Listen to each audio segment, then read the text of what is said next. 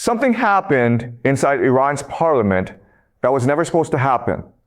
Not a protest in the streets, not a whispered disagreement in some dark hallway of power, not a secret message smuggled past the guards of the Islamic Republic. What happened was spoken out loud, on the record, by the very people whose careers, whose entire lives have been built on defending the idea that the regime could never be beaten.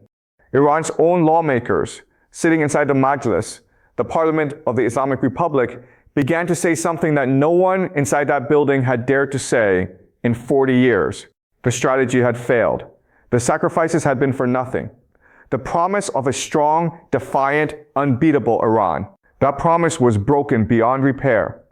They did not use those exact words, but history rarely announces itself in neat, clean sentences. It announces itself in the unmistakable shaking beneath the official language. And what shook inside that chamber in late 2025 rattled the Islamic Republic all the way to its core. To understand just how heavy this moment truly is, you first have to understand the wall of silence that the Islamic Republic spent 4 decades carefully building. Iran under Supreme Leader Ali Khamenei is not simply an authoritarian state in the ordinary sense. It is a religious system of government whose entire right to exist rests on one single, non-negotiable belief: that the revolution of 1979 placed Iran on the correct side of history, of God, and of global destiny. Criticizing the government's strategy was not just politically dangerous. In the moral language of the Islamic Republic, it was something close to blasphemy. Officials who drifted away from the message of strength and divine purpose did not simply lose their jobs, they lost their freedom, sometimes more. And yet in December 2025, one after another, lawmakers tore into the government's failures. The collapse of water and sewage management, runaway inflation, widespread fuel smuggling, enormous banking corruption, and most explosively, direct attacks on the court system itself. These were not the words of an opposition party. They were the words of the system talking to itself, peeling away its own mask of control. A parliament that had spent years as a loyal mouthpiece for the supreme leader's message had cracked open, and from that crack spilled a truth the regime had spent everything to keep buried. The session on December 9th was, at its heart, an admission. The regime can neither manage the crisis it created nor stop the political consequences from spreading. The break is internal, it runs deep, and it is getting worse. For a system built entirely on projecting unity and control, this very public display of division signals something far more serious than a heated argument. It signals a government approaching the limits of its own ability to hold itself together. But no crisis inside a parliament happens in a vacuum. And to understand why this one matters so deeply, you have to trace the chain of outside disasters that came before it. For decades, Iran had built what its commanders grandly called the axis of resistance, a vast, complicated network of armed groups, militant organizations, and allied governments stretching from Tehran all the way to the Mediterranean Sea. Hezbollah in Lebanon, armed with more than 100,000 rockets and trained by Iran's Revolutionary Guard, was the crown jewel of that network, the most powerful non-government military force the modern Middle East had ever seen. Hamas in Gaza received Iranian money and weapons. The Houthis in Yemen gained the ability to threaten shipping lanes in the Red Sea. Iraqi militias extended Tehran's reach deep into Arab political life. The strategy was clever in its ruthlessness. Iran could project devastating power across an entire region without ever putting Iranian soldiers visibly on the front lines. Supreme Leader Khamenei called it strategic depth. For decades, it felt untouchable. Then, in barely 12 months, it collapsed. The killing of Hezbollah's longtime leader, Hassan Nasrallah, in a precision Israeli airstrike in Beirut was by itself a massive earthquake. Nasrallah had led the organization for over 30 years and had turned it into something that kept Israeli defense planners awake at night. His removal left the most capable military partner Iran had in the Arab world suddenly without a leader. And then, with Hezbollah shattered and Iranian influence visibly weakened, a rebel military offensive in Syria that everyone had assumed was permanently frozen suddenly was not frozen anymore. Within weeks, Bashar al-Assad's government, which had survived a decade of civil war, kept alive by Iranian fighters and Russian air power, simply collapsed. Assad fled to Moscow. Syria, the critical land bridge through which Iran had supplied its Western network of armed groups for years, stopped being a cooperative route. The axis of resistance was not merely damaged, it was, as a functioning strategic structure, gone. And then came June 2025, the moment that turned a regional crisis into a civilizational rupture for the Islamic Republic. On June 13, 2025, Israel launched a major operation against Iran. The anticipated attack targeted nuclear facilities, military sites, and regime infrastructure following nearly 2 years of war between Israel and Iran-backed militant groups. The opening attack, carried out by 200 Israeli fighter jets against more than 100 targets, was devastating in its precision. The operation's first strikes killed top military leaders, most notably Hussein Salami, the head of the Islamic Revolutionary Guard Corps, Mohammed Bagheri, the Chief of Staff of the Armed Forces, and Amir Ali Hajizadeh, the commander of the IRGC's Air Force, as well as several nuclear scientists. Iran, which had spent 40 years insisting it could not be touched, had been touched and touched deeply. President Trump announced that the United States had conducted a very successful attack on 3 Iranian nuclear sites. For the first time, the United States used the largest bomb in its conventional arsenal, the massive ordnance penetrator, to target the deeply buried Fordow uranium enrichment facility.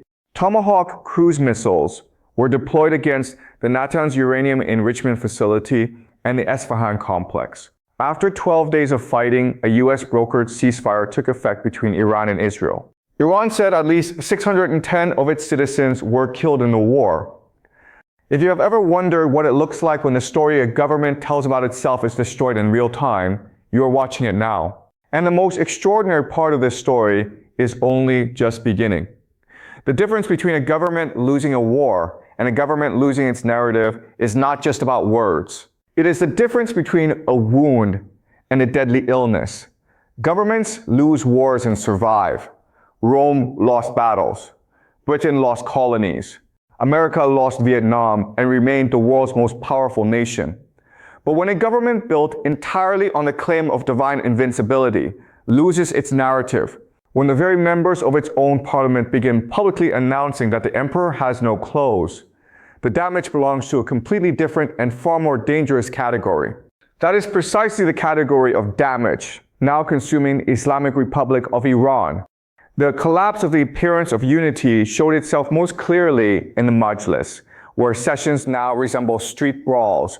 Ministers, parliamentarians, and even state media now expose each other's failures with a level of honesty not seen since the 1980s.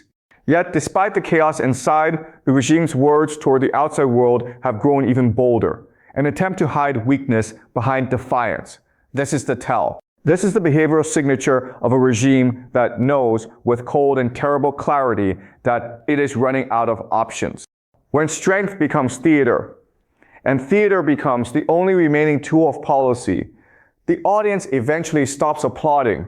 The economic side of this collapse deserves more attention than it usually gets in analyses focused on missiles and military strikes. Long before the bombs fell on Natanz and Fordow, the Iranian people were already living inside an economic catastrophe that sanctions and mismanagement had built together.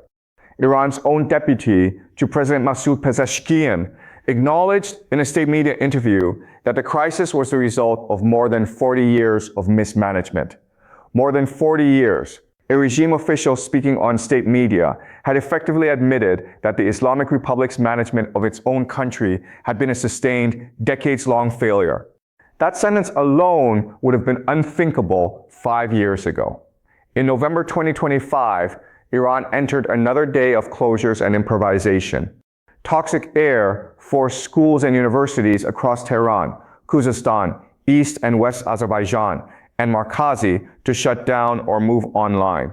In Kazvin, a senior lawmaker warned that if Tehran is thirsty, Kazvin is hungry, after the province lost a major portion of its water rights. These are not the inconveniences of a developing nation managing complexity.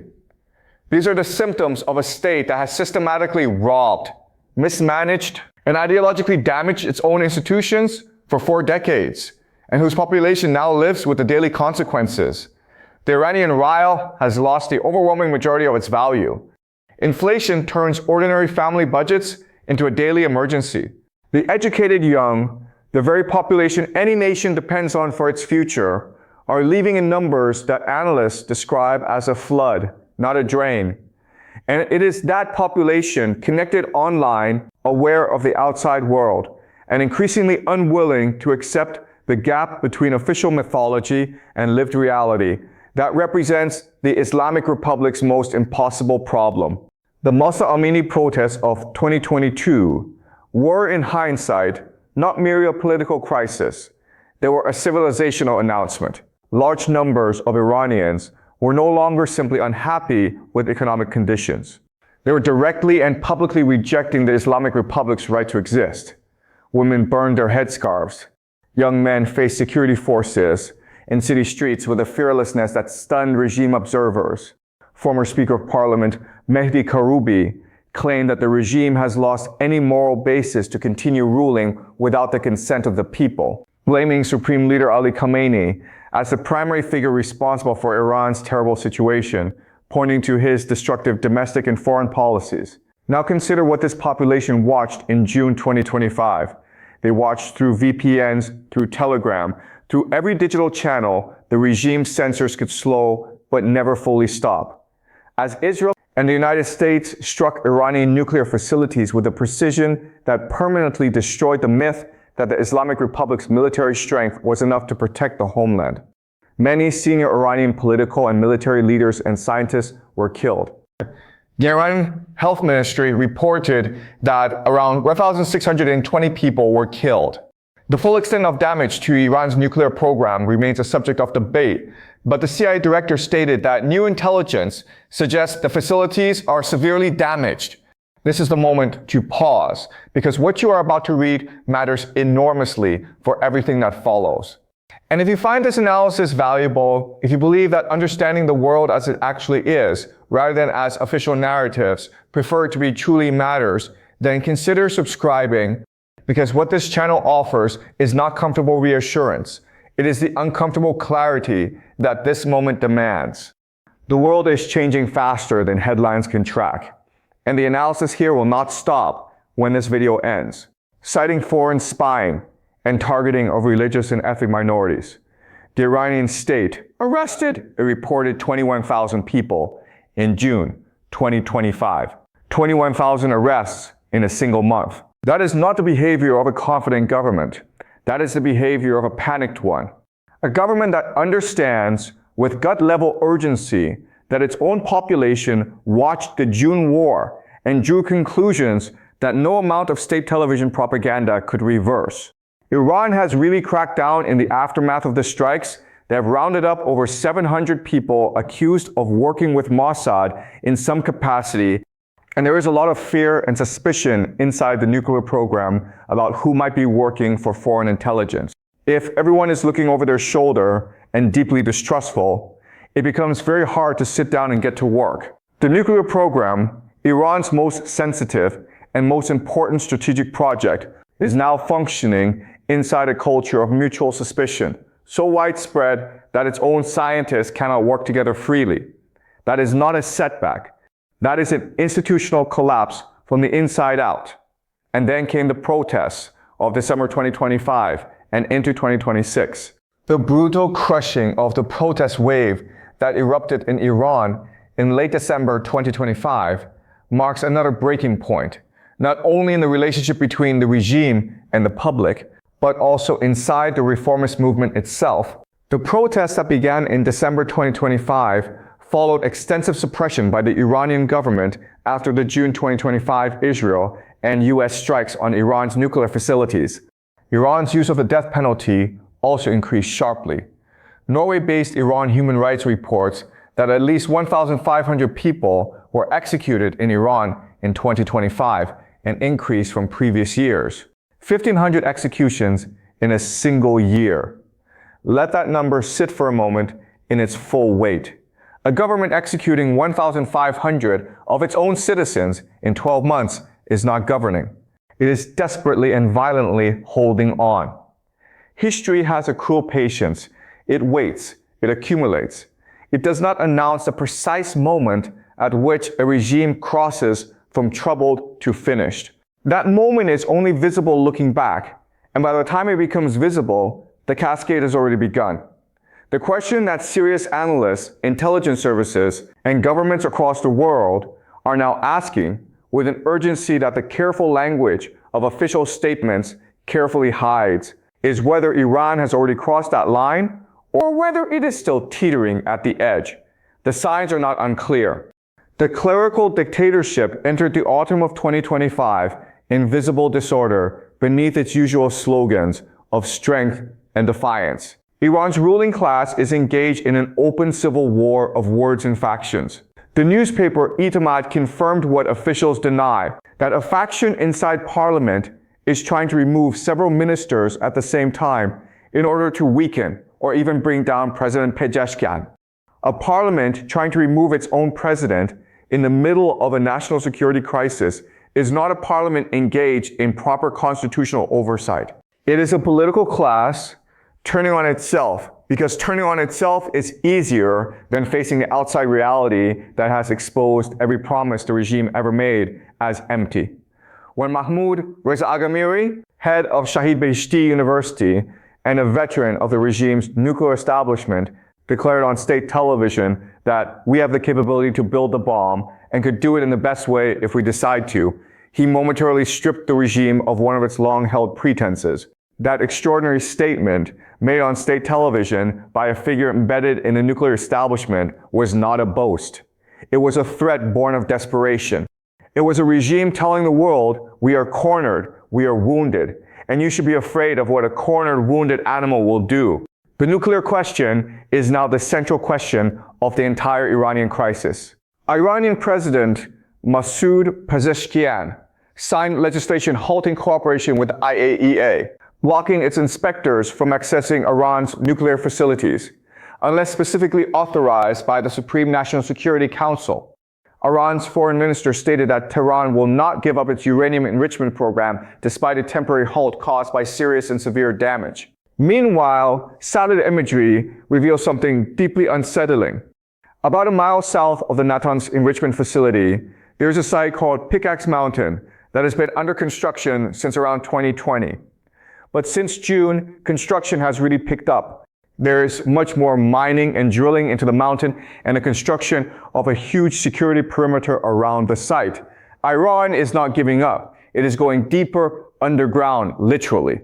And the strategic meaning of that decision spreads outward in ways that no government in the region can afford to ignore. Preventing Tehran from rebuilding its nuclear breakout capacity requires sustained action. The United States, Israel, and key partners must detect and stop Tehran's efforts to acquire needed nuclear equipment, focusing on assistance coming from Russia, China, and North Korea. Washington and Jerusalem must be prepared to carry out additional military strikes to destroy any rebuilt Iranian nuclear facilities and assets. This is the world we are living in now, not the world of careful diplomacy and multilateral agreements and patient negotiations that defined the Obama-era approach to Iran. The regime has lost any moral basis to continue ruling without the consent of the people. Yet a leadership crisis inside Iran under these conditions, with the regime's strategic failures visible to everyone, the economy in crisis, the population hostile, and the political class fracturing, would be unlike anything the region has seen. Supreme Leader Khamenei is 86 years old. Debate continues over who could succeed him. Local elections in May offer a further potential opening for dissent. Analysts note that even if the regime were to fall, there exists a range of possible outcomes, including further clerical or military rule as well as democracy.